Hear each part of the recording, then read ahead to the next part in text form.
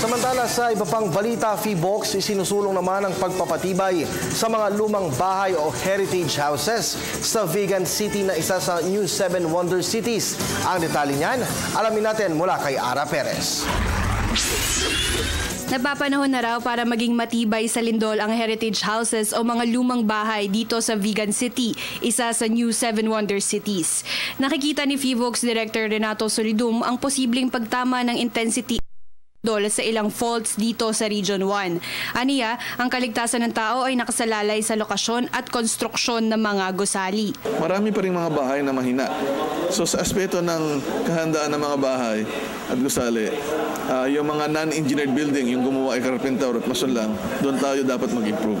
Mataas naman daw ang kamalayan ng mga tao ukol sa lindol. Patunay nga rito ang nakaraang shake drill na ginanap sa Metro Manila.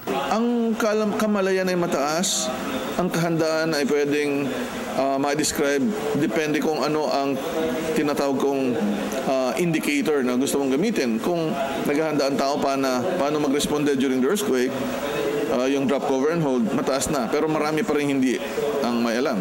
So dapat gagawin yan. Samantala, binabantayan din ng PHIVOLCS ang banta ng tsunami sa coastal areas na pwedeng maging tuloy-tuloy depende sa lakas ng hangin. Hinimok ng ahensya ang local government units dito sa Ilocos at nationwide na maging aktibo sa pagpapaigting ng kahandaan at pagtugon sa kalamidad. Para sa Telebisyon ng Bayan, Ara Perez.